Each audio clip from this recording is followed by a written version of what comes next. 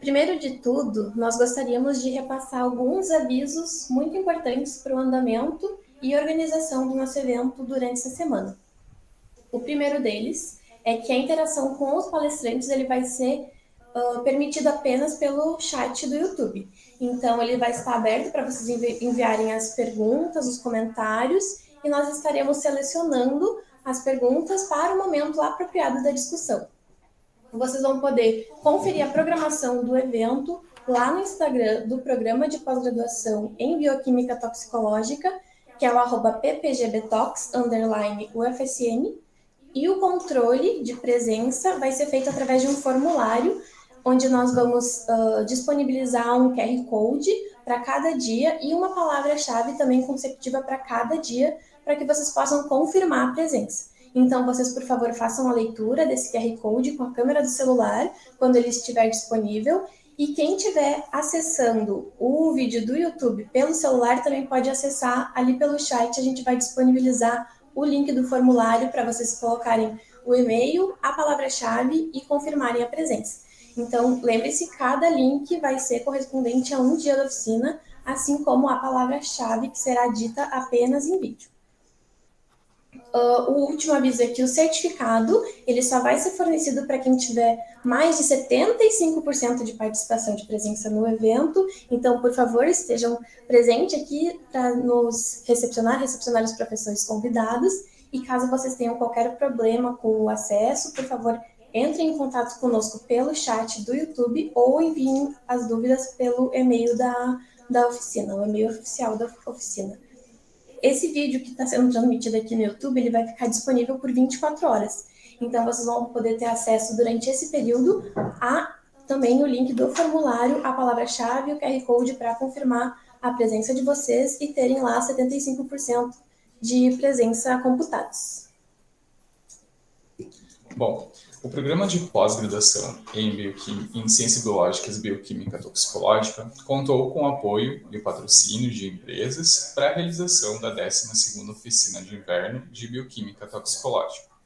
Juntos, eles apostaram em nosso projeto e garantiu o material necessário para a transmissão deste evento, bem como suporte aos alunos envolvidos na organização. Então, nesse momento, queremos agradecer às empresas que apoiaram a oficina. Study English, escola para públicos jovem e adulto, estudantes de graduação e pós-graduação. A empresa fornece aulas dinâmicas e professores com formação em letras, inglês e certificação internacional. É a nossa escola parceira de anos, que juntamente com o professor Pita, torna possível a transmissão desse evento em um espaço preparado para todos. Além disso, esse ano a Study vai disponibilizar uma bolsa integral e 4 bolsas de 50% do Study Flix. Fiquem ligados, pois os sorteios dessas bolsas acontecerão na sexta-feira, nosso último dia de evento. Outro patrocinador do nosso evento é o Delivery Much Santa Maria, que é a empresa que possui o maior aplicativo de comida do interior do Brasil, e ele fornece um jeito mais simples, prático e seguro de pedir a nossa refeição no conforto da nossa casa. Então, baixem o aplicativo na loja de aplicativos do celular de vocês, do smartphone, e confiram as delícias mais próximas de vocês. E como presente, esse ano, a Delivery Much está disponibilizando vários cupons de R$10 de descontos para vocês utilizarem ao longo dessa semana do evento de Bioquímica, usando o cupom #BioquímicaUFSM, que vai estar aparecendo para vocês durante os intervalos também. Então, acessem o aplicativo do Delivery Much e usem esse cupom para qualquer pedido, vocês terão R$10 de desconto. E por último, mas não menos importante, a gente não pode deixar de agradecer imensamente à Universidade Federal de Santa Maria, aos professores e pós-graduandos do Programa de Pós-Graduação em Ciências Biológicas e Bioquímica Toxicológica, que possibilitam todos os anos, então, a execução desse evento, que está disponível para vocês anualmente. A comissão organizadora, que está agradecendo desde já a participação de todos vocês aqui, e nós desejamos uma ótima e proveitosa semana e muito enriquecedora. Muito obrigada e temos um ótimo evento. Bom, inicialmente, então, a gente gostaria de convidar a professora doutora Nilda Barbosa, que fará a abertura oficial do evento. Então, vamos fazer uma breve introdução aqui sobre a professora Anitta. Ela é bióloga pela Universidade Federal de Santa Maria, mestre em bioquímica pela Universidade Federal do Rio Grande do Sul e doutora em bioquímica toxicológica pela Universidade Federal de Santa Maria. E atualmente é professora da Universidade Federal de Santa Maria. É membro da Rede Nacional Leopoldo de Meis de Educação e Ciência, Novos Talentos da Rede Pública, onde participa de atividades voltadas à popularização e melhorias no ensino de ciências na rede pública, trabalhando com estudantes e professores do ensino fundamental e ensino médio. Fique à vontade para fazer a sua fala, professora Anitta. Obrigada, Charles. Boa noite a todos. Então, a minha passagem aqui é rápida, né? Na verdade, é só para fazer um agradecimento especial a todos os inscritos, né? Os alunos da graduação e também aos palestrantes, né? Que aceitaram o nosso convite e tornaram possível, né? A realização desse evento que é totalmente remoto. Então, representando o Departamento de Bioquímica e Biologia Molecular e o Programa de Bioquímica Toxicológica, conhecido como PPG-BTOX, né? Eu dou as boas-vindas e agradeço a todos. Então, como a Bruna e o Charles falaram, a gente está na nossa 12ª oficina de inverno. Ela foi criada em 2011, né? Como um trabalho em conjunto do PPG-BTOX, que teve como finalidade despertar o interesse, né? Dos graduandos pela ciência e pela carreira acadêmica e também mostrar o trabalho que os diferentes grupos de pesquisa do programa fazem. Então, o nosso programa está fazendo esse ano 20 anos, né, 20 anos de programa, e a gente tem uma série de linhas de pesquisa, mas as mais antigas, digamos assim, abrangem linhas de toxicologia, farmacologia, genética, biologia molecular, e atualmente a linha mais nova no programa é o ensino de bioquímica. Então, as oficinas de inverno, até 2020, elas eram presenciais, totalmente presenciais, e eram compostas também por rede de palestras, de cursos experimentais práticos, né, usualmente desenvolvidos nos laboratórios dos professores do programa, mas contemplava principalmente essas linhas, né, primeiras do programa, né? Então, com um olhar especial para o ensino de ciências e para essa nossa nova linha, né, a gente resolveu, então, investir nessa oficina de inverno, criando, então, e chamando professores, né, para falar diretamente sobre o ensino em ciências, o ensino de bioquímica, né? Uma porque nós temos essa linha nova e outra também porque nós temos um número bastante expressivo de professores do programa que, além das linhas de toxicologia, farmacologia, trabalham com ensino. Né? Então, nós temos professores, né, além de mim, professores que são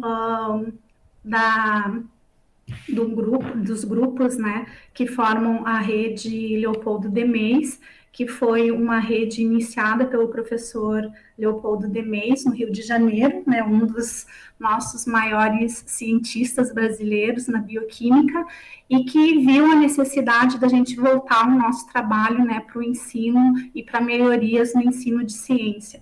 Então, a rede começou no Rio de Janeiro, depois se estendeu ali, né, São Paulo, e hoje nós temos grupos, né, de professores trabalhando em todo o Brasil com esse propósito, né, ensino de ciências, popularização da ciência, melhorias no ensino de ciência. Inclusive, o nosso professor convidado hoje, o professor Antônio Carlos Pavão, né, membro da rede e realiza um trabalho muito, muito lindo em Pernambuco, que vai falar para vocês, né, além de toda a pesquisa na química quântica, ele tem todo esse trabalho voltado para o ensino, e a gente agradece muito a tua participação, Pavão, e né, tu ter disponibilizado o tempo para conversar e mostrar o teu trabalho, né? Eu já conheço um pouco, né? É realmente um trabalho maravilhoso, e os alunos aposto que vão gostar e vão se instigar para essa parte da ciência também. Então, essa trajetória, né, da oficina, desde 2011, digamos que ela tem como base essa comissão organizadora, né, que coloca as coisas para andar, e desde 2020 a gente começou a fazer de forma remota, depois da pandemia, né, então foi a forma que a gente achou de manter esse trabalho, e continuamos agora devido às vantagens, né, trazer professores de longe, menos gasto, e principalmente também abrir para um maior número de alunos, por exemplo, nas oficinas presenciais, o máximo que a gente podia, né, ofertar de vagas era 30, 40 vagas. Como tu vê aqui, a gente alcança um número de inscritos que vai de 300 a 500, né? Então, amplia bastante esse leque, divulga a ciência e, né, essa é a ideia. Então, toda semana ela vai ser contemplada, né, com palestrantes que vão falar sobre o ensino de ciências no geral, sendo bioquímica ou qualquer, né, outra disciplina. E a ideia também, né, é a gente puxar, não só, né, despertar o interesse dos graduandos para essa parte da ciência, né, para esse lado da educação em ciência, que é a base de tudo que a gente está precisando trabalhar mais, digamos assim, né, no meu ponto de vista. Mas, assim, é uma breve introdução, né, mais para dar as boas-vindas para vocês. Então, eu desejo a todos, né, um ótimo evento, e mais uma vez agradeço os palestrantes, e hoje em especial, né, o professor Antônio Carlos Pavão, que vai contar um pouco da sua trajetória, né, com o ensino de ciências, tá bom? E aí a comissão agora, né, responsável por mediar, e vocês vão conhecer, né, a gente agradece muito a comissão, e vocês vão conhecer os diferentes participantes durante os diferentes dias da semana. Então, realmente, eles colocam as coisas para andar, né? Então, a comissão é dividida em várias comissões. Tem comissão para entrar em contato com o professor, para a inscrição, para fazer toda a parte de transmissão. Então, é um trabalho bastante expendioso, né? Mas que vale a pena. E a gente vai continuar, né, fazendo as oficinas, seja de remoto ou presencial, mas essa oficina desse ano é bastante especial para nós, porque é a primeira oficina que contempla, né, a educação em ciência. Obrigada. Muito obrigada, professora Nilda. Muito obrigado, professora. Então, agora a gente dá seguimento. Vamos convidar, então, o professor doutor Antônio Carlos Pavão para proferir a conferência de abertura, então, da nossa oficina, Ensinar Ciências Fazendo Ciência. Vamos apresentar brevemente o professor Antônio. Então, ele é titular no Departamento de Química Fundamental da Universidade Federal de Pernambuco, bacharel em Química, mestre em Físico-Química e doutor em Química pelo Instituto de Química da Universidade de São Paulo. Especializado em Química Quântica Computacional, desenvolve pesquisas em supercondutividade, magnetismo, carcinogênese química, química de quarks, teoria da ressonância, dentre outras áreas. Com experiência no ensino básico, é professor na Universidade Federal de Pernambuco, onde orientou, então, dezenas de trabalhos de iniciação científica, mestrado e doutorado. Publicou mais de 75 trabalhos em revistas especializadas e recebeu diversos prêmios e homenagens. Foi diretor do Espaço Ciência, o Museu de Ciência de Pernambuco, onde coordenou o Ciência Móvel, a Ciência Jovem, Feira Internacional de Ciência, e desenvolveu uma intensa atividade em educação e divulgação científica. Então, professor Antônio, fique à vontade para fazer a sua fala. Desde já agradecemos imensamente a sua participação em nosso evento. Boa noite a todo mundo. Muito obrigado, Charles, Bruna, pela introdução, e a professora Nilda. Estão aí nesse frio e eu estou aqui nesse calor gostoso do Nordeste, porque Santa Maria me marcou por dois extremos, foi uma cidade que eu senti mais calor e uma cidade que eu senti mais frio. Eu fui 2 vezes aí, pronto, aconteceu isso. E eu gostei muito da cidade, de toda forma, e de todos vocês aí, né? Então, eu vou fazer a minha apresentação, me permito aqui apresentar minha tela.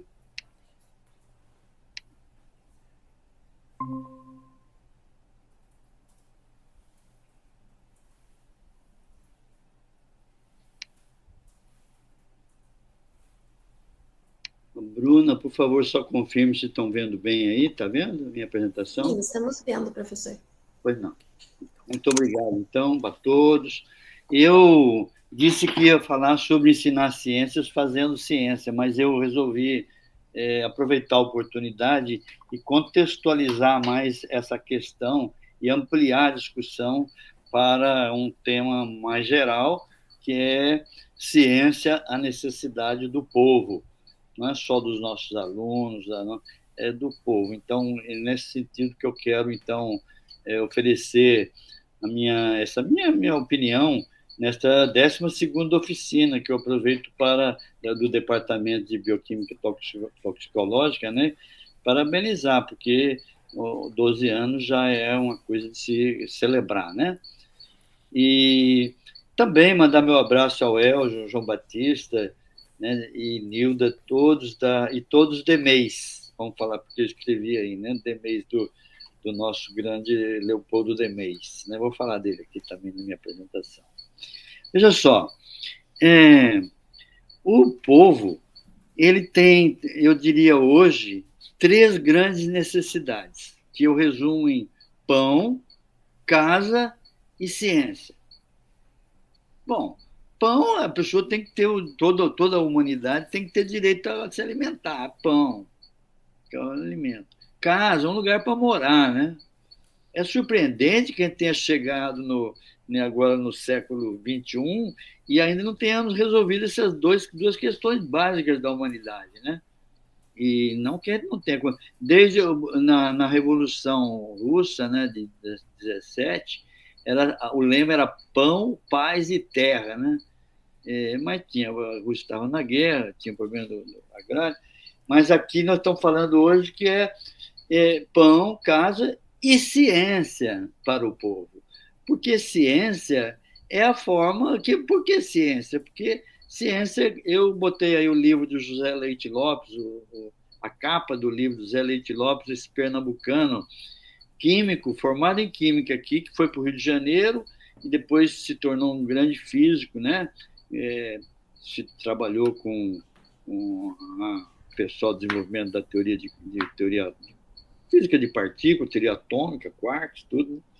Mas é porque a ciência é a forma de você se libertar dos seus preconceitos, das falsas verdades, você construir a sua independência.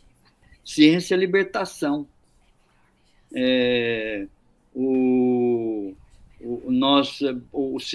Para o cidadão, para exercer sua cidadania, ele precisa ter conhecimentos de ciência e tecnologia.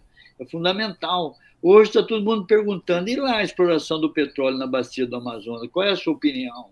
Entendeu? Então, para responder bem isso, a gente tem que ter conhecimento científico, não só nós, que eu digo, é todo mundo, o povo, né? Por quê? Conhecimento é poder.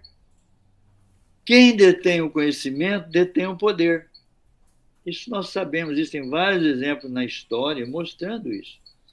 Embora tenha uma questão aí, o que é o poder, né? Poder, o Foucault já discute aí que a gente não sabe ainda o que é o poder, né? Não é ser presidente da República. Ser presidente da República não tem o poder, né? O que é o poder? Então, tem toda... A gente sabe o que é a exploração, né? Desde a teoria do materialismo dialético, mas agora, o que é o poder? Bem, enfim, mas quem tem o poder, quem tem o conhecimento, tem o poder. A gente tem uns exemplos, eu disse que tem alguns exemplos na história, vou pensar rapidamente aqui, né? Mas pegar o Diocleciano, né? Diocleciano, né? Imperador romano no século III, ele baixou um decreto, está escrito aí, mandando destruir os manuscritos dos egípcios para que eles não dominem a arte, né, o conhecimento, né, e se rebelem contra nós. Então, aliás, isso aí eu tirei, estou colocando, fazendo propaganda aí do livro da História da Balança do Heinrich Heimbold, que é um químico da USP, né, que todo mundo devia ler esse livro. Né? Isso eu estou exagerando, só estou recomendando. Então, por exemplo, a gente sabe, né, conhecimento é poder, né? Então, sabe, por exemplo, que os Estados Unidos só se tornaram... Só para pegar um outro exemplo, mais de química, que é a minha área, assim, né? Os Estados Unidos se tornaram independentes, sabe por quê? Porque eles compraram a pólvora que o Lavoisier fazia. O Lavoisier ele tinha a melhor fórmula para a pólvora, né? E o Benjamin Franklin, que estava na Europa nesse tempo, como um embaixador lá dos americanos, né? Ele articulou e comprou 800 toneladas de pólvora e mandou para os americanos, para os colonos americanos combater os casaca vermelho monarquistas, né, na Inglaterra. Então, o que aconteceu? A bala de canhão dos americanos ia mais longe, que a pólvora era do Lavoisier. Então, conhecimento é poder. Sem falar agora, estamos falando do Oppenheimer, todo mundo está falando, né? O pai da bomba atômica, né? Exagero que se faz, esse mito, né? Se faz a Oppenheimer, né?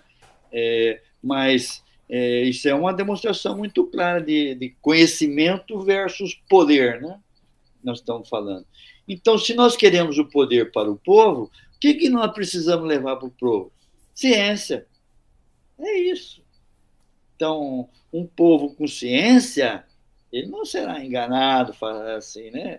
Ele vai ter outra coisa, outra condição. Mas, enfim, o que é ciência?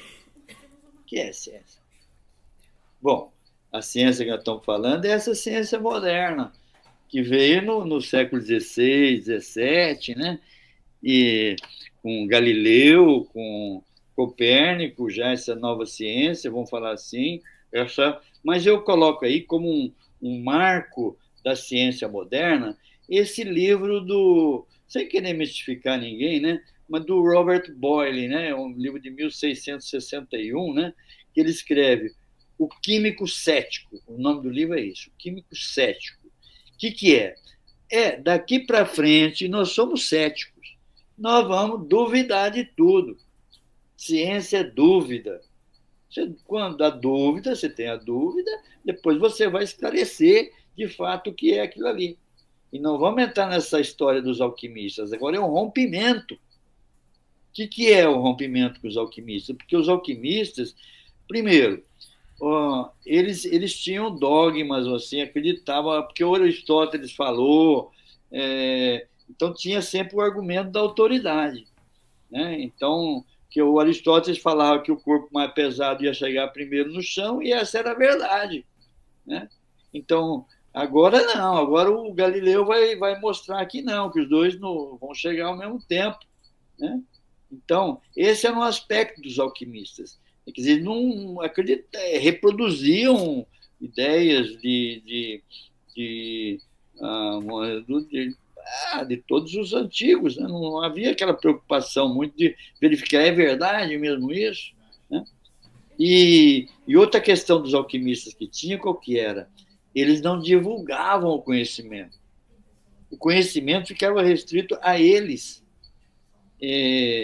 Os alquimistas, eles no máximo passavam informações para quem? Para um discípulo de confiança, para algum familiar, mas não botava a boca no trombone, não. Agora não. O que vai acontecer? Agora, na ciência moderna, o que vai acontecer? Você tem que divulgar o que você descobriu, o que você sabe, para colocar aquilo que você sabe a julgamento de todos. Olha aqui, eu estou publicando aqui do lado, vocês conhecem o Boyle, né? O Boyle é aquela famosa lei PV igual a uma constante, né? Então, ó, aqui do lado direito aqui é o texto que ele publicou aquilo ali. Ele aumentava a pressão, diminuía o volume, tudo. Ele publicou, tornou público aquilo que ele mediu, né? Então, essa que é a ideia da ciência moderna, né? Então, você está intrínseca na questão da ciência a questão da divulgação. Você tem necessariamente que divulgar. Falar em divulgar, estou colocando aqui meu último artigo que eu publiquei também. Saiu na revista da Sociedade Brasileira de Química, na Química Nova, sobre a extinção do Ignis Fatuus. Eu não quero entrar no detalhe aqui, porque eu coloquei aqui, não foi para isso. Mas o Ignis Fatuus é aquele fogo-fato, né? Antigamente, muita gente falava de fogo-fato, que tinha visto, agora não vê mais, aí desapareceu. Por quê? Aí eu escrevi esse artigo. Mas eu coloquei esse meu artigo aqui apenas como uma referência também. Por quê? Porque o conhecimento, você vê esse artigo aqui, ele tem 3 autores. 3 autores. Não é um iluminado que chegou, já fez sozinho, fez tudo isso. Ele teve colaboradores. A produção científica é uma produção coletiva. O Einstein fez, por exemplo, no caso da teoria da relatividade restrita, né? Ele teve que introduzir uma nova variável, que tinha x, y e z, era um mundo cartesiano. Ele teve que introduzir uma quarta variável, uma quarta dimensão, que foi o tempo.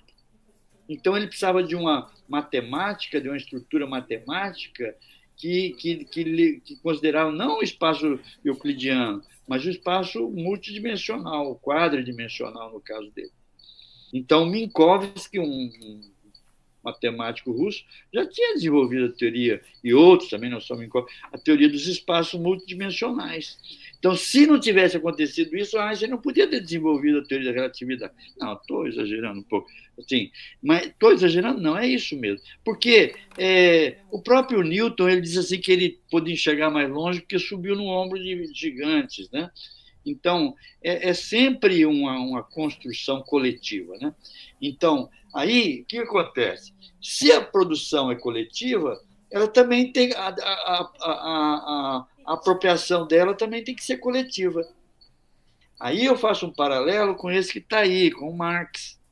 O Marx dizia qual era a base do socialismo. Ele falava assim, não,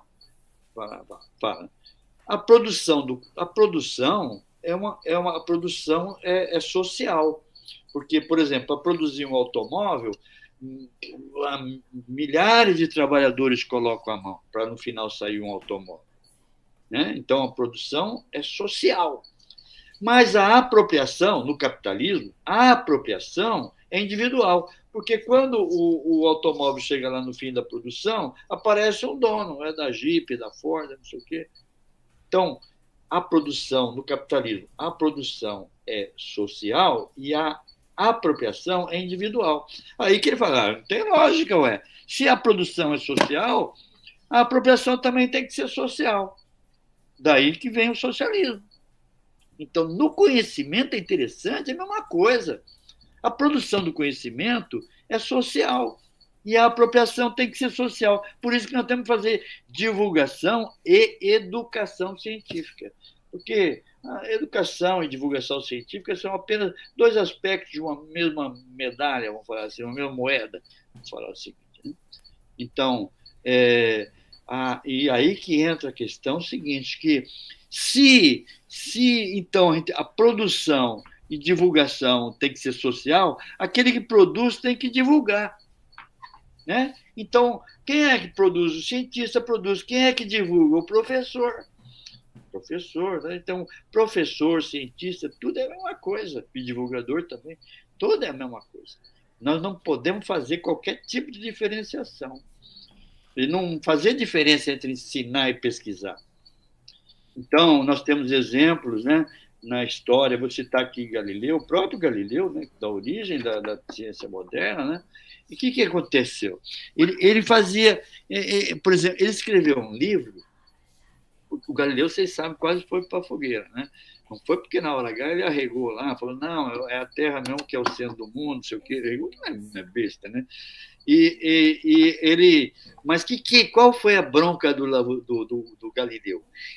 Ele escrevia livro, ele sabia latim, tudo, né? Mas ele também escrevia livro. O livro principal dele foi escrito em italiano. E qual era a bronca de escrever italiano? porque italiano é a linguagem do povo. O povo não sabia latim.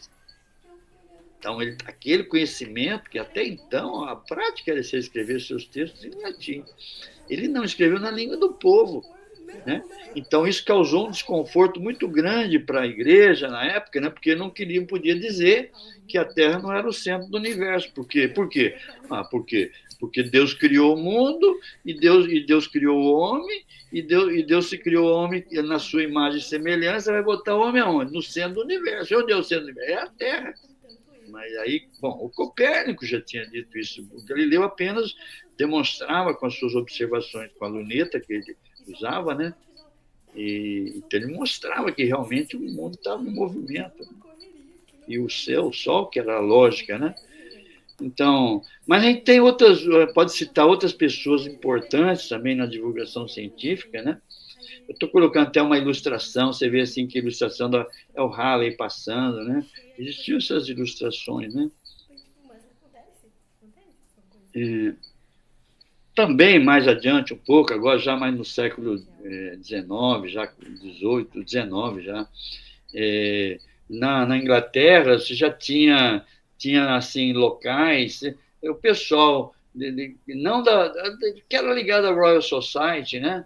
Eles faziam sessões assim de brincadeiras, né? Aí está o Humphrey Davy estourando o fundo num cara que está cheirando óxido nitroso, né? Que era o gás hilariante, né? Atrás ali está um folha ali na frente está o Faraday. Tem umas histórias assim, mas é o próprio desenho que é da época, é interessante isso, né? Mostrando a ciência, né? E nós podemos citar realmente um grande divulgador da ciência, foi o Michael Faraday, né? O Michael Faraday, ele criou as chamadas conferências natalinas, que eram abertas para o grande público, né? E ele procurava falar das suas descobertas, né? Interessante. E, claro, né? Se você perguntar para qualquer público que você tiver aí, fala o nome do cientista, é Einstein que o pessoal fala. Né? Então, o Einstein, pelo tipo de trabalho que ele desenvolveu, ele se tornou um grande divulgador da ciência, o maior divulgador da ciência. Talvez a gente possa dizer, Einstein, né? Mas, isso aí eu estou colocando essa figura aí, é o Einstein, ou na verdade é o ator Carlos Palma, né? Que está imitando na desfile da Escola Unidos da Tijuca, no Rio de Janeiro, em 2004, em que o tema foi ciência. Então, aí um dos figurantes que desfilou lá foi o Roald Hoffmann, o Prêmio Nobel de Química.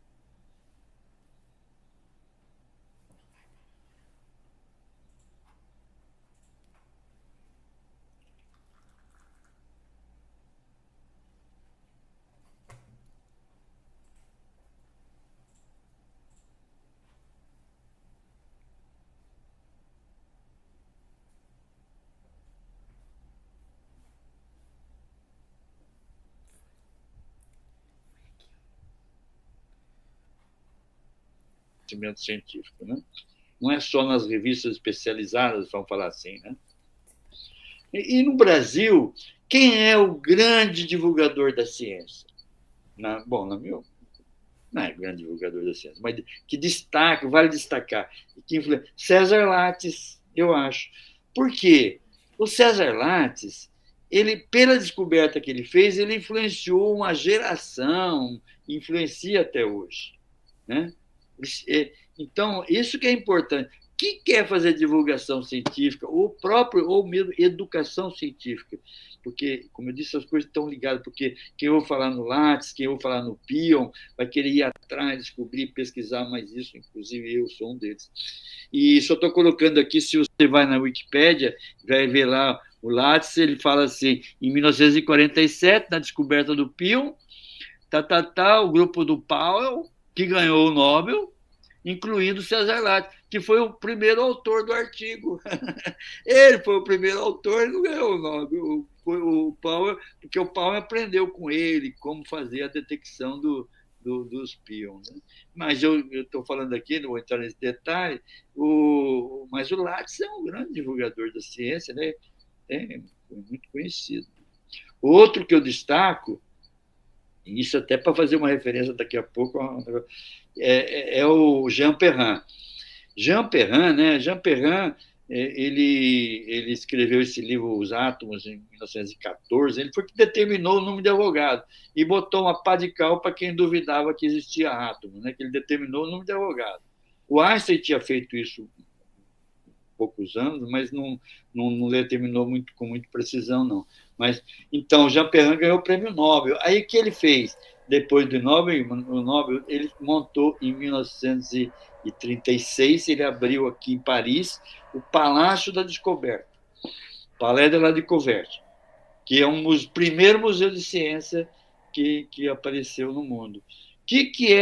O que tem de diferente nisso no Museu de Ciência? É que ele, diferentemente dos outros museus, onde você não pode tocar nos objetos, aqui, em vez de ser, aqui é proibido não tocar nos objetos. Então, é um museu interativo de ciência, que mudou toda a museologia no mundo, né? E hoje todos os museus, mesmo os mais tradicionais, sempre acabam incorporando algum elemento da interatividade, né? Então, já que o Jean Perrin ganhou o Nobel e montou um museu de ciência, eu pensei talvez essa seja uma propriedade comutativa. Então, eu montei um museu de ciência aqui em Pernambuco, eu ajudei a montar um museu de ciência aqui em Pernambuco, o Espaço Ciência, esse belo museu de ciência que eu estou mostrando a imagem global aqui, um projeto paisagístico original de Burle Marx, né? Lembrando Burle Marx com as suas obras no Aterro do Flamengo, na Copacabana, em todos os lugares, em Nova York, tudo. E ele tem a base do projeto desse Museu de Ciência aqui, que ocupa uma área entre Recife e Olinda. Recife está lá ao fundo, Olinda está aqui atrás, é uma área de 120 mil metros quadrados, tem um belo manguezal, né, dentro dele, e desenvolve aqui é aberta a visitação, tudo. Eu já não sou mais diretor desse museu, mas estive aqui durante 28 anos trabalhando na montagem desse museu. Bem, não vou detalhar falar sobre o Espaço Ciência, mas quando vierem a Recife, Olinda aqui, não deixe de visitar. E o Espaço Ciência, qual é a ideia, então? Qual é a ideia? Isso que eu falei, é formar cientistas, estimular a formação de cientistas, de pesquisadores, mas, sobretudo, é formar cidadãos que estejam aptos a resolver os questionamentos que a sociedade frequentemente nos coloca, né? Tipo aquele que eu falei, e aí, da exploração do petróleo lá na Flórida do Amazonas, como é que é? Então, hoje em dia, eu defendo a ideia de você ter uma museologia total, isto é, você musealizar todos os ambientes, toda a cidade, Santa Maria, toda a rua, toda a esquina, a gente identificar o que tem de conhecimento que pode ser explorado ali. Nós vivemos num museu, isso que eu estou falando, que é onde a gente aprende, né? Aliás, o museu ele é o mais poderoso instrumento de ensinar, vamos dizer, vou falar assim, de transmitir o conhecimento. Por que ele é o mais poderoso instrumento? Porque como que você faz, por exemplo, divulgação científica? Você, por exemplo, escreve um livro, faz um filme, Oppenheimer, você faz uma música, você dá uma aula, mas o museu usa todas essas formas de comunicação. Por isso que ele é poderoso. Por isso que quando a gente vai no museu é difícil esquecer aquela visita. Bem, mas focando mais na questão agora, não da divulgação para o grande público, mas falando agora da divulgação para um público formal, né, uma coisa formal na escola, né, o curso ensinando, né. Então, só para me referir aqui, eu coloquei o que eu acho que é o primeiro livro didático que apareceu, né, que é o curso de Chimie, do Nicolas Lemery, 1650, 60, por aí, né? Teve umas 9 edições desse livro, né? Mas aqui, porque aí eu coloco que tem que refletir sobre a questão do livro didático, né? Porque como o Lemery fazia, tudo bem, porque aqui estava registrado o experimento, tudo bem assim. Ele tinha um roteiro do experimento e ele fazia todos os experimentos aí, né? Mas, de repente, o livro didático virou como uma... Não sei, tem que ver. Eu fui durante algum tempo, coordenador do Programa Nacional do Livro Didático. Eu tenho algumas reflexões que precisam ser feitas sobre o livro didático e sobre o ensino de ciência de um modo geral. Veja só, se você bota aí no Google átomos, bota em inglês, átomos, olha o que aparece. Bom, esses modelos são todos errados. O núcleo não é daquele tamanho que qualquer esse modelo mostra aí. O elétron não é uma partícula girando aí em torno, aí, não sei o quê. Olha a imagem que o Google nos oferece. E um pouco isso aí reflete a imagem que fica nos nossos alunos, né? Tem outra aqui, você bota aqui o átomo de Bohr. Átomo de Bohr todo mundo já estudou, né? Então, na verdade, o raio do átomo de Bohr ele vai com n ao quadrado, o número quântico ao quadrado do primeiro raio, né, do A0. Então, tá tudo errado essas figuras aí, porque o primeiro, se o primeiro for 1, o segundo vai ser 4. O terceiro vai ser 9-0. Então, a terceira órbita não caberia nessa tela que eu estou colocando aqui. Entendeu? Bom, aí tem o funk do Suassuna, depois quem não ouviu ainda, bota aí, funk do Suassuna, só para vocês escutarem, que ele fala de uma brincadeira. Então, eu acho que hoje a gente tem um ensino de ciências que está muito distante das raízes do método da ciência moderna, né? Então, como a gente resgata isso? Ensinando ciências, fazendo ciência. Aqui, então, esse é um lema que lá o Carlos Chagas Filho, né? Lá também é muito amigo do Leopoldo Demés, né? A gente cita como exemplo. É isso. Aqui se ensina porque se pesquisa. Olha, esses dias eu estava dando aula, eu estou dando aqui 2 disciplinas, voltei ali, né? E eu perguntei para os meus alunos, uma disciplina aqui, se um elefante e uma formiga pularem ao mesmo tempo de um prédio, quem chega primeiro no chão? No vácuo. Bom, o elefante ganhou de todo mundo. E eu falei, mas vocês fizeram Física 1? Fizemos Física 1. E responde todos, olha. Então, a gente tem que rever muito essas coisas. E o caminho é esse.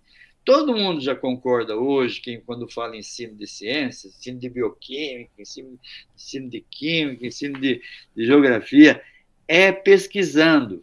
E isso, aí, o Leopoldo Demés é um dos defensores disso. Eu estou colocando, lembrando alguns aqui, o Jorge Charpak com o Le Mans a mão na massa, lá em Paris, que ele desenvolveu. O Jorge Charpak é um prêmio Nobel de Física. O Leon Lederman, também nos Estados Unidos, também um prêmio Nobel de Física, também com o Hands-on Science. E aqui, bom, Paulo Freire também, né?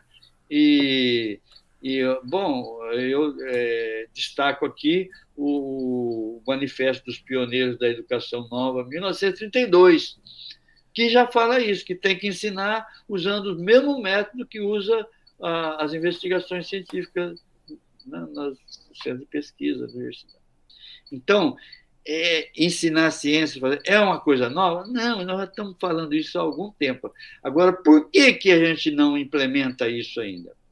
Bem, porque a gente tem que reconhecer, acima de tudo, antes de mais nada, que a criança é um cientista, o estudante é um cientista. O Lattes, deixa eu voltar o Lattes aqui, mostrar o Lattes aqui.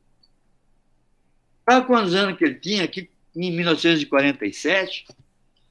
O Lattes nasceu em 1923. 23, é. Ele tinha 22. Ele tinha 23 anos quando ele fez a descoberta aqui. Então, você vê, 23 anos é a idade dos nossos alunos. Então, acima de tudo, a gente tem que reconhecer que os nossos alunos são cientistas. Eles apenas precisam de desenvolvimento disso. Aqui eu estou botando o Mário Schemberg dizendo, sabe quem é esse menino que está aí na tela, aí, né? Esse grande aí? Não é parecido com um monte de aluno que ele tem? É o Einstein, quando tinha 15 anos, 14 anos aí. O Mário Schemberg, que é um físico pernambucano aqui, né, também muito conhecido, ele falou assim, ó, o Newton, por exemplo, desde muito jovem, já tinha a essência do que ele desenvolveu durante toda a vida. E o Einstein, aos 15 anos, já estava no caminho de desenvolvimento da teoria da relatividade. Mas quem falou foi o Mário Schemberg. Eu escutei isso, ele falando numa entrevista que ele deu lá na casa dele, está ele aqui de costas, eu estou aqui lá de frente, e aqui do meu lado direito está o grande químico teórico brasileiro, Ricardo Ferreira, pernambucano também. E ele fala assim, o Schemberg. O Schemberg trabalhou com Einstein, né? Ele fala assim, o interessante é encaminhar o jovem o mais rapidamente possível para a pesquisa científica. Aí o Ricardo fala assim, mas você não acha que é preciso comandar uma série de técnicas e que sem essas técnicas as ideias não evoluem? Aí ele falou assim, não, a melhor forma de você desenvolver uma técnica é praticando, trabalhando desde o começo com ela e não fazendo exercícios para depois aprendê-las. Ele está fazendo, nosso ensinando, ele está fazendo exercícios agora, em vez de mandar o aluno fazer. E aí nós falamos assim, mas por que não progride essa ideia de fazer, se todos nós concordamos, por que não progride essa ideia, todas as escolas aí não estão fazendo pesquisa? Por quê? Bem, qual é o caminho para a gente resolver isso? Eu acho que o caminho é esse, fazer uma feira de ciência na escola, baixar uma lei, tornar obrigatória, não uma feira, você não entendeu o que eu quero dizer, baixar uma lei, que é o seguinte, desde o início do ano, o professor vai ensinar um determinado assunto lá, corpo humano, bioquímica toxicológica, não sei o quê, tem que fazer o seguinte, olha, eu vou ensinar para vocês a bioquímica aqui esse ano, e aí eu quero que vocês me digam aí o que vocês querem saber sobre bioquímica. E deixa os alunos perguntarem. Porque a bioquímica toxicológica, vamos ficar lá. E deixa os alunos perguntarem. E aí vão surgir N perguntas, não tenha dúvida. E aí você seleciona, forma grupos dos seus alunos, se quiser, manda individual, e fala, agora você escolha uma daquelas perguntas que vocês todos fizeram, basta uma só, e vamos responder ela, vai responder ela. E você vai preparar um experimento, você vai provar aquilo que você vai afirmar, e nós vamos ver isso, o que vai acontecer na feira de ciência no fim do ano. No fim do ano nós vamos fazer uma feira de ciência, e todos vocês vão mostrar o que vocês produziram. Aí, o que vai acontecer? Por que eu digo feira de ciência? Porque a gente quer que se desenvolva a ciência na escola, mas não tem, está faltando uma perna, está faltando. E como é que nós vamos divulgar? Ciência, você não tem que divulgar? A feira de ciência é uma forma de se divulgar. E hoje é uma forma conhecida, corriqueira das escolas. Na universidade, o que a gente faz para divulgar? A gente tem os nossos congressos, tem as nossas revistas. Só que para a escola ele fala, tem que fazer pesquisa na escola, mas não tem estrutura, não tem nada para fazer. A feira organiza isso. E é muito fácil de ser, simples de se fazer uma feira. E vai livrar a carga do professor de ter que ficar ensinando o currículo assuntos que às vezes ele nem sabe. Deixa os alunos, eles mesmos, construir os seus próprios conhecimentos. Então, é isso que eu, de uma forma geral, eu defendo, né? Que a gente pode, então, implementar o conceito de ensinar ciência na escola. E vai acontecer o quê? Eu coloquei o símbolo da campeão mundial, do campeonato feminino aí, futebol. Aí, por quê? Veja só, no futebol, o Brasil, vamos falar no masculino, futebol O Brasil é campeão mundial de futebol. E por quê? Porque aqui no Brasil todo mundo joga futebol, não é só no Brasil, né? Quando a criança nasce, a primeira coisa que ele ganha é uma bola de futebol. Não sei o quê. Então, aí todo mundo joga futebol. Aí existe uma lei, a lei da transformação da quantidade em qualidade. Você tem muita gente jogando futebol, surgem os craques do futebol. Então, você imagina se a gente tivesse todos os nossos alunos fazendo ciência. O que ia acontecer? Iam surgir os craques da ciência também. Entendeu? Então, eu acho que seria, então, o José Reis fala que a Feira de Ciência é uma revolução pedagógica. E eu acho que é mesmo. Então, para finalizar, eu já falei demais, o que nós precisamos é ciência para o povo, para a libertação do povo, para um mundo melhor, para uma educação científica melhor. É isso, então. Muito obrigado a todos aí. Está na minha apresentação. Espero. Interromper o compartilhamento.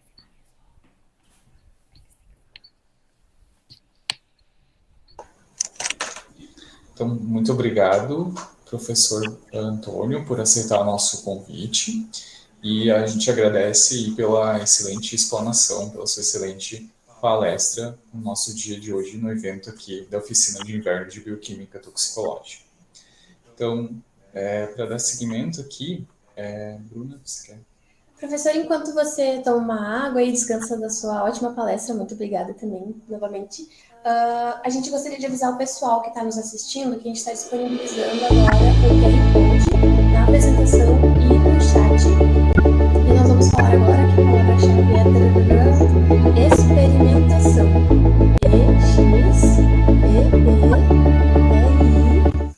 E-X-P-E-R-I-M-E-N-T-A. Só bem, por favor, que eu não fiz soletrando. Cedilha A-T-U-O. Experimentação. Aí vocês acessem o link pelo QR Code ou no formulário aí do chat, coloquem o e-mail de vocês e a palavra-chave.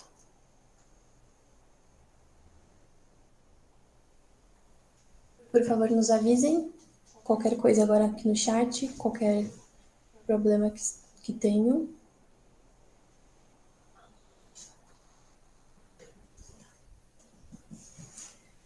Enquanto vocês estão aí acessando o formulário e o professor está dando uma descansada após a palestra dele, a gente vai dar um intervalo de 15 minutinhos e a gente retorna com as perguntas de vocês para o professor, para a palestra do professor Antônio.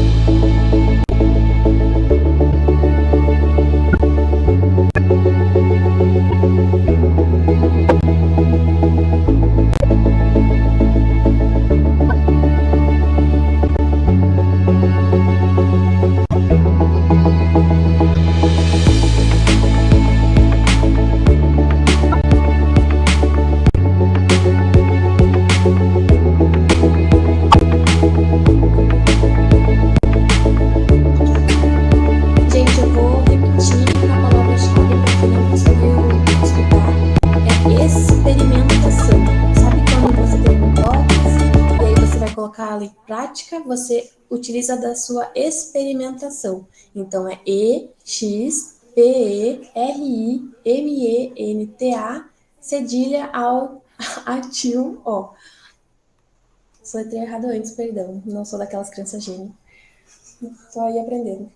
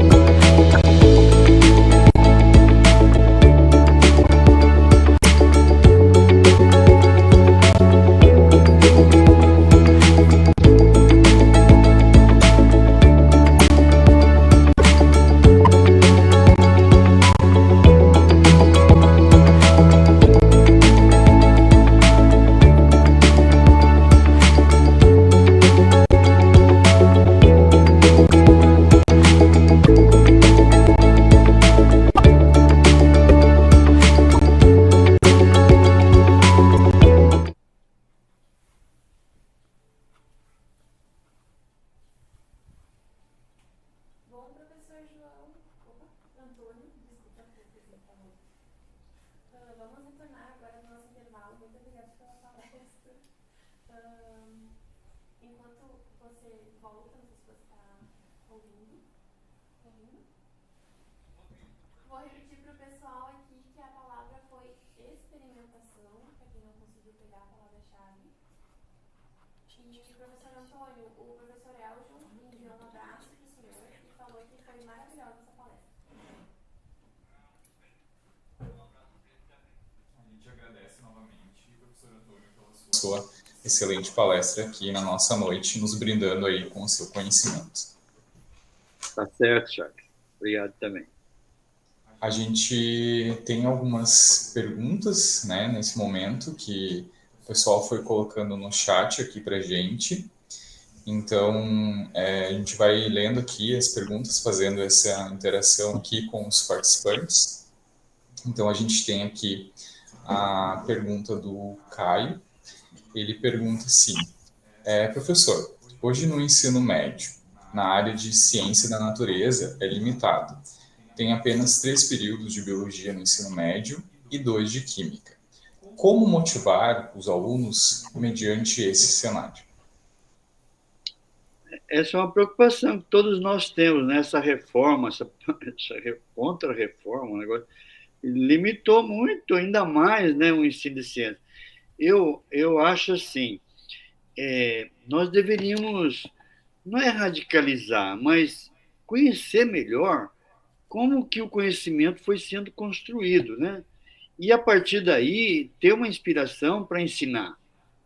Então, eu acho um equívoco hoje, no primeiro livro que o menino recebe do livro didático, é um livro de matemática e outro de língua portuguesa. Isso é um equívoco, porque a matemática é usada na ciência. Então, a matemática se desenvolveu a partir da necessidade de construir o conhecimento. Então, o primeiro livro que o aluno devia receber, nem de língua portuguesa, eu diria, era de ciências. Ele vai, inclusive, aprender a escrever, porque a escrita veio para você registrar o conhecimento. Então, há uma inversão, né?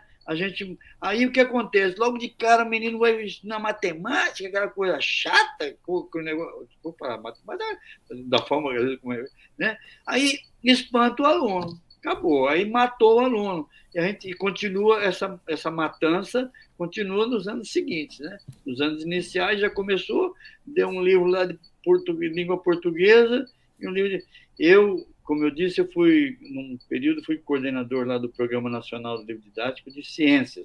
Eljon trabalhou conosco lá, várias pessoas, o João Batista. E aí, na época, eu defendi que o primeiro livro para se entregar na escola é o livro de ciências. E nem vamos chamar ciências propriamente, né? Que é o primeiro livro que a gente está explorando a natureza. A partir daí, construímos o conhecimento. A partir daí, nós vamos construir os números, a matemática e a escrita, né? E o desenvolvimento da linguagem. Então, hoje, com a redução para 3 aulas semanais aí desse novo currículo aí, o desastre ficou maior ainda. Eu acho que nós temos que mudar isso, mas mudar não é voltar para o que era antes, que o que era antes também não é bom. Tem que voltar do zero. Eu acho que devia só ensinar ciências. Não tem que ensinar inglês. Eu estou vendo vocês terem um English, como é o negócio aí, tá. Mas tem que ser em função daquilo que ele está construindo. Você vai aprender inglês para quê? Entendeu? Você tem que ter uma razão para isso. Por que você vai aprender matemática? Você vai aprender raiz quadrada? Onde? Por que apareceu isso? Então, eu acho que a gente devia radicalizar um pouco mais e passar a ensinar ciência. E aí, quando ele vai ensinar ciência, eu dei alguns exemplos aqui. Você tem que ir necessariamente para a história. Você tem que ir para ver como se deu a construção do conhecimento científico. Aí vai aparecer a questão social do conhecimento. Então, por isso que a gente, Hoje se separou, né? Mas e as ciências políticas, né? Que a gente nós estamos falando do mesmo assunto, não é ciência também, né? E as ciências humanas e as ciências sociais, né? Então, a gente tem que eu estou falando assim porque não podemos aceitar qualquer mexidinha aí para agora botar, em vez de botar três aulas por semana, botar 6. Não é isso. É mudar o conceito, que eu acho que a gente tem que, nesse momento, repensar isso. Ser mais revolucionário, vamos falar assim, na mudança, uma mudança mais estrutural do ensino. E também isso daí nos remete a outras questões, né? Que é a integração entre os diversos níveis de ensino, desde o ensino infantil, o ensino básico e o ensino superior, né? Que hoje é uma escadinha, né? E também uma seleção, né? Que no fim a gente acaba formando uma elite aí, né? E não contemplando as necessidades do povo também, que é de ter conhecimento, ter ciência, ter estudo, ter ensino. Bom, estou falando. Perguntou, mas eu acho que a gente não pode ficar pedindo migalha, não. Tem que ser mais ambicioso. Muito obrigada pela resposta, professor. Não sei se você encerrou, mas eu concordo plenamente. Linkando com o que você disse na palestra, a gente tem que levar a ciência para o povo e levar essas dúvidas, né? Então, levando as dúvidas, nós levamos a ciência e, quem sabe, as respostas, assim, para os alunos terem maior interesse e buscarem, né, o conhecimento. Agora nós temos mais perguntas aqui no nosso chat. Temos 2 perguntas aqui da Cássia. A primeira delas é: em que momento da carreira o senhor percebeu, então, que além de pesquisador, passou a ser um divulgador da educação em ciências? Primeira pergunta. E de que forma os professores da rede básica de ensino podem ter acesso ou estreitar o contato às pesquisas em educação que estão sendo feitas nas universidades? Então, 2 perguntas da Cássia. Bom, você me perguntou agora, em que momento que eu percebi, né? Eu estou percebendo cada vez mais isso, na verdade. Eu venho descobrindo isso, venho percebendo, porque eu sempre tive assim, na minha carreira de professor, sempre tive uma tendência, assim, a fazer coisas mais gerais, ensinava química, fazia outdoor, fazia teatro, já tinha um pouco isso, assim, né, de divulgação, não é? De entender um pouco mais da necessidade de você integrar tudo isso, né? Mas o que eu respondendo para você, assim, eu estou percebendo cada vez que vai passando, eu estou percebendo mais que não pode existir diferença entre o professor e o pesquisador. Eles são a mesma figura, né? Você consegue... E você, cada vez melhor, um professor melhor ainda, quanto melhor pesquisador você é também. E é isso que você tem que ter. E tem que ter a perspectiva, o quê? Que o aluno tem que ser melhor que você. Senão tem alguma coisa errada. Não adianta o professor ficar dando uma de gostosão, não sei o quê. Não, isso tem que se refletir. Se for um bom professor mesmo, o aluno tem que superar ele. A evolução, a coisa é isso. Isso que nós queremos. Então, o professor ele tem que ter ele tem que ser ambicioso. Ele tem que ser essa humildade, que ele não é o tampa de crush final, não, que vai vir um melhor que ele. Eu acho que se pensar sempre assim, a gente vai fazendo. E como eu disse assim, pesquisar não é pesquisar, é ser cientista que nós todos somos. Nós temos que ter esse direito de exercer o papel que nós somos cientistas. O que eu digo? Eu digo assim, a criança é cientista. Por quê? A criança tem as características básicas do pesquisador. O que faz o pesquisador? O pesquisador tem uma dúvida e vai atrás de uma resposta. Pesquisa sobre aquilo. A criança pergunta o tempo todo, tem dúvidas. E tem respostas para tudo. respostas às vezes mais esdrúxulas, mas ele levanta hipóteses, são hipóteses, mas depois, quando se argumenta, a criança muda de opinião. Então, quando a gente vai ficando mais velho, igual vocês, menos eu aí, a gente vai deixando de ser cientista, porque já não pergunta tanto, já não duvida tanto, já não muda de opinião com tanta facilidade. Então, a gente tem que cultivar a criança, né, o cientista que tem cada um de nós. Isso que nós precisamos fazer. Reconhecer o aluno como cientista, saber, e não é de brincadeirinha, não, é verdade, ele é cientista mesmo. Então, isso é que tem que ser explorado. O aluno pesquisador, cientista. A outra pergunta, eu fui falando tanto, qual que era mesmo? A outra, a segunda, Charles, você fez o que ela fez? Mesmo tinha outra coisa aí.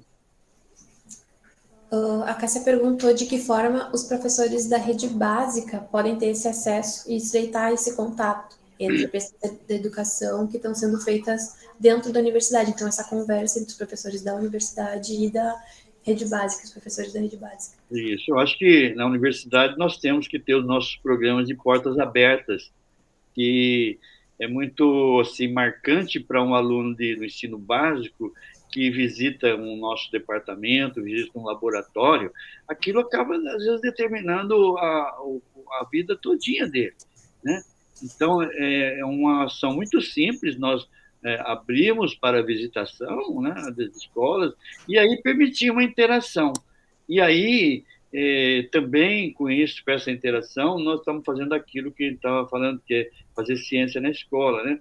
Quando o professor, o aluno vai lá e fala, eu também posso fazer alguma coisinha ali, né?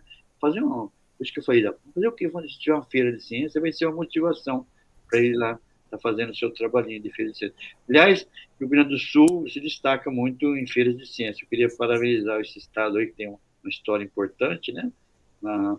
Bom, eu estou falando, não estou falando da Mostratec, não. Estou falando de várias feiras de ciência, que algumas eu visitei aí. É isso, acho que não sei se eu respondi tudo. Muito obrigada pela resposta, professor. Acho que nós temos uma última pergunta. Não, acho que temos mais duas aqui.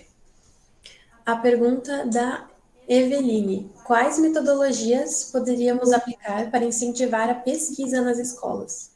Então, continuando a sua resposta, e como que a implementação de mais laboratórios de ciências, por exemplo, podem ser feitas? Não, com relação à primeira pergunta, é isso que eu falei, quer dizer, um dos caminhos para operacionalizar o conceito de ensinar ciências fazendo ciência é fazer feira de ciência. Então, se você organiza uma feira de ciência na escola, você já está propiciando o desenvolvimento de pesquisa na escola. Só abrindo um parênteses, na feira de ciência, a gente vê de tudo, né? Tem que falar isso. Tem aqueles trabalhinhos mais simples, né? De fazer sabão, não sei o quê, mas se você, nas feiras de ciência, não tem uma que você não vai se surpreender. Você vê lá um outro trabalho, e é assim mesmo. Aqui na Universidade Federal de Pernambuco, ano passado foram 4.500 pesquisas publicadas, mas quais as que tiveram realmente repercussão, não sei o quê. Então, na feira de ciência é a mesma coisa. Então, eu acho que tem que fazer feira, é uma forma de, se a gente quer ensinar ciência fazendo ciência, um dos caminhos é incentivar, criar clubes de ciência na escola, né? E essa feira de ciência, que depois você estabelece toda uma relação.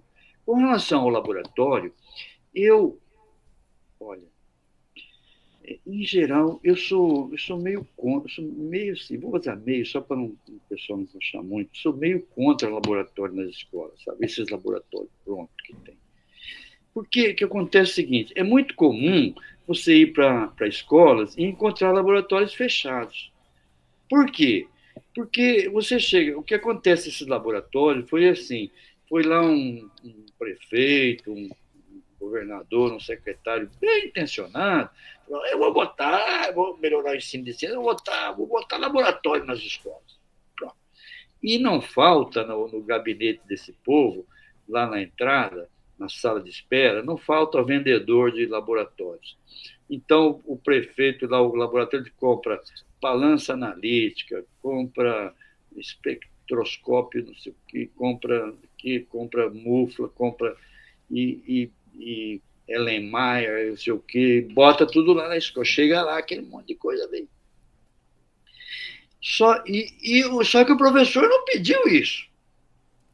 Aquilo foi o secretário foi que mandou. Então, ele não pediu, não vai usar. É isso que acontece. Então, o laboratório ele deve ser construído a partir da necessidade da pesquisa, como acontece nos nossos laboratórios de pesquisa. Então, a partir do desenvolvimento de programas de pesquisa na escola, vamos pesquisar o quê, meninada? Vamos pesquisar o céu. Então vai precisar de uma luneta. Então vamos pedir uma luneta. Vai precisar de um microscópio. Então vamos pedir um microscópio. Entendeu? Mas não é pedir. Dá dinheiro para o professor. E esse dinheiro que seria para o laboratório, dá lá na escola para o professor.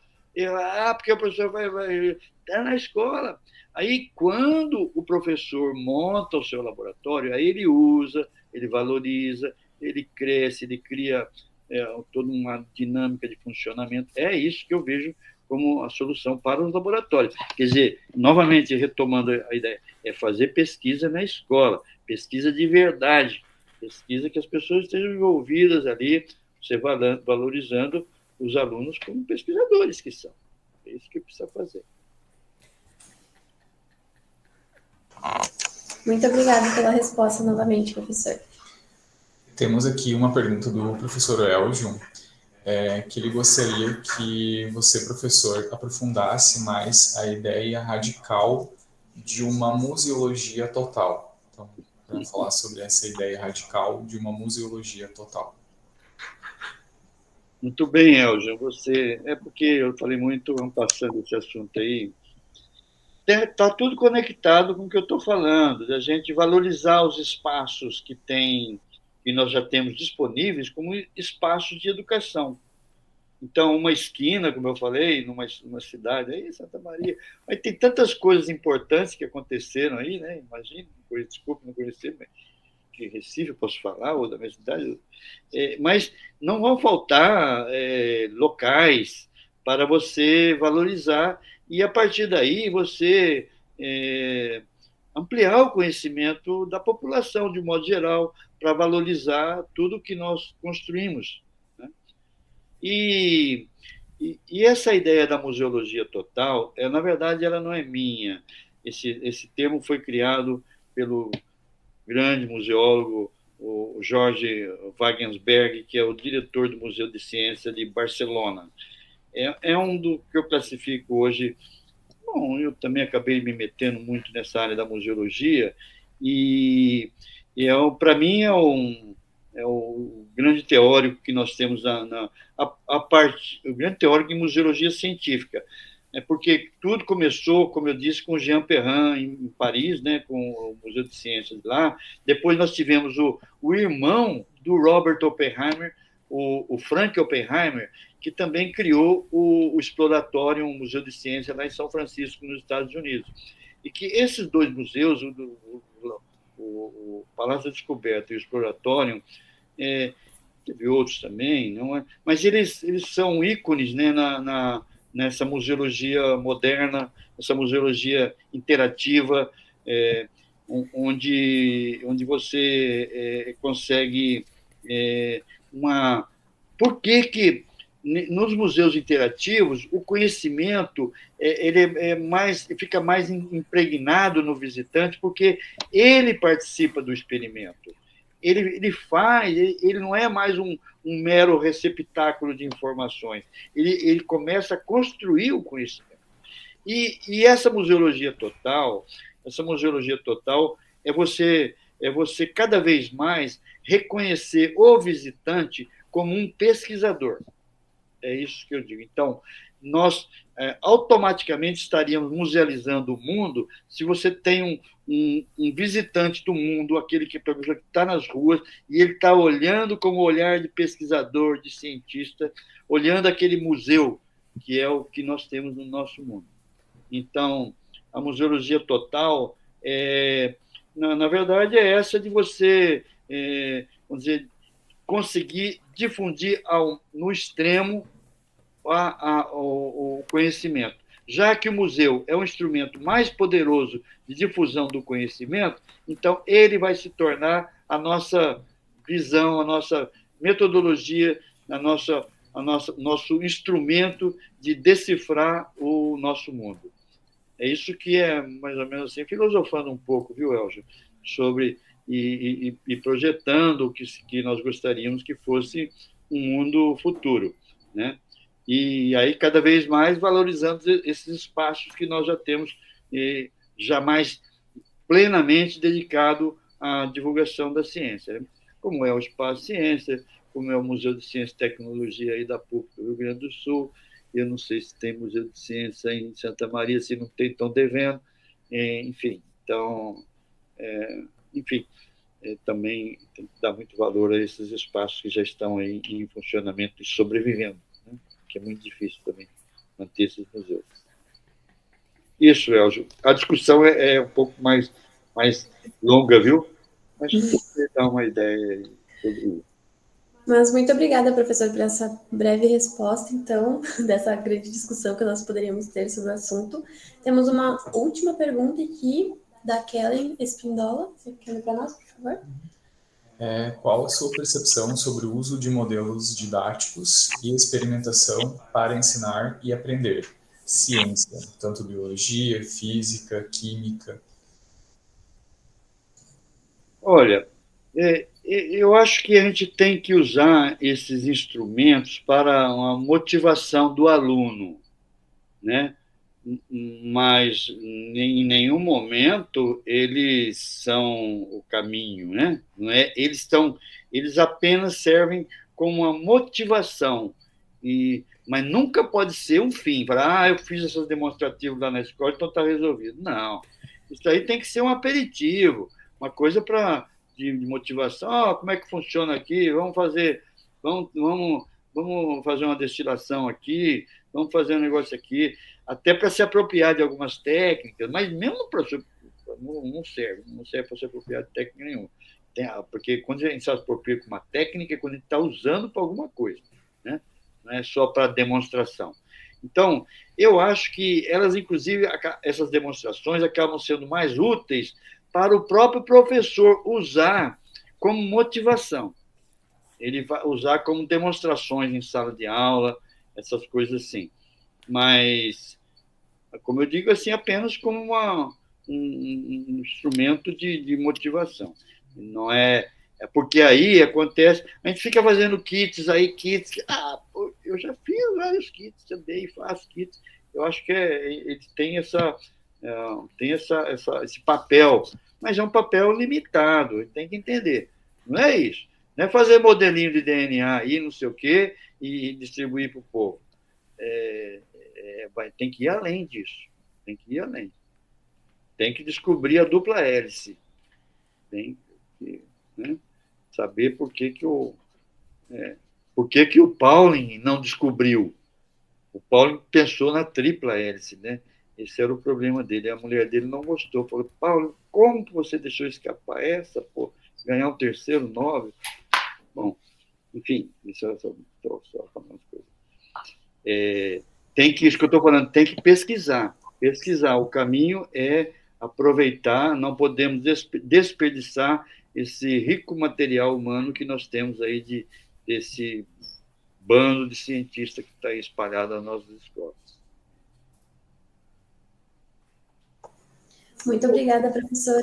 Agora apareceu uma última pergunta, uma pergunta de última hora da professora Nilda, que é como você vê no Brasil atual o fomento para a construção de museus científicos, que no caso o senhor falou aqui de Santa Maria, já nos deu uma ideia, uma breve ressalva do que poderia ser. Nilda, veja só, aí outro problema também de foco, onde é que nós vamos investir recursos, mas são muito poucos recursos para museus de ciência no Brasil.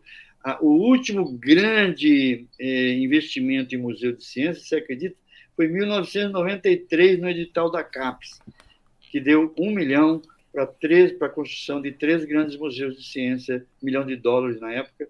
O dólar era 80 centavos na época também, mas para a construção de 3 grandes museus de ciência no Brasil que vingaram, que é o Museu da PUC do Rio Grande do Sul, o Museu de Ciência e Tecnologia, o Museu da Vida na Fiocruz, no Rio de Janeiro, e o Espaço Ciência em Pernambuco. São 3 grandes museus. De lá para cá, nós tivemos, sim, o surgimento de alguns grandes museus, e também o desaparecimento de outros importantes. Em São Paulo, lamentavelmente, desapareceu a Estação Ciência, que era ligada à USP, né? Tem um projeto agora de retomar, mas tem o Catavento lá hoje, tem em Santo André, tem o Sabina, então, de certa forma, e tem agora um bom, sempre bom, em Juiz de Fora. Eu estou falando de museus de um porte um pouco maior, né? Porque nós temos a Associação Brasileira de Centros e Museus de Ciência, que no seu catálogo reúne mais de 400 museus de ciência e tecnologia no país, incluindo aí os jardins botânicos também, mas já é um número expressivo. Agora, Nilda, a gente precisa ter investimento, e investimento pesado, né? A gente pegar aí, não é de milhão, tem que pensar em bilhão, porque a gente sabe da importância disso.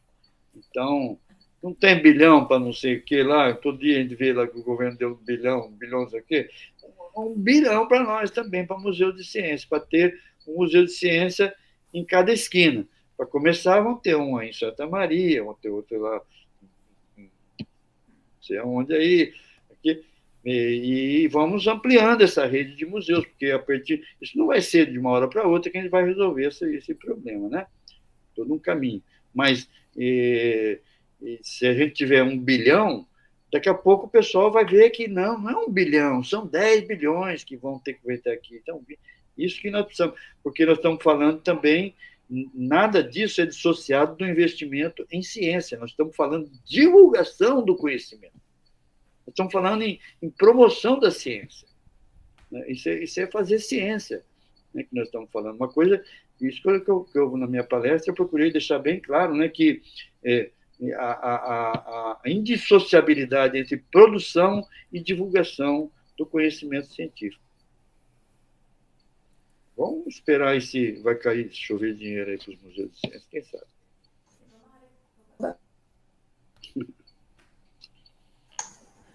Muito obrigada, professor. Tomara que venham uns bilhões para a ciência, para investirmos em museus. Acho que agora nós finalizamos as perguntas para o senhor. Mais uma vez, muito, muito obrigada pela sua participação hoje. Ótima fala, ótimas respostas. Acho que, assim como nós, as pessoas que estão assistindo também ficaram muito instigadas e querem muito levar essa ideia da ciência para as escolas e maior envolvimento das crianças, nossos futuros cientistas. Gostaria de complementar alguma coisa? A gente agradece muito, né, em nome da comissão organizadora, pela sua participação, pela sua disponibilidade, né, e ficamos aí à disposição. Tá certo. Eu também continuo à disposição de todos vocês, viu? E quero agradecer a oportunidade de estar falando para todo o Brasil, que eu vi que tem muita gente, né? Que bom. E vocês aí de Santa Maria sempre também marcando presença, que, né, não é à toa, a gente conhece também. Vocês já estão contando por aí.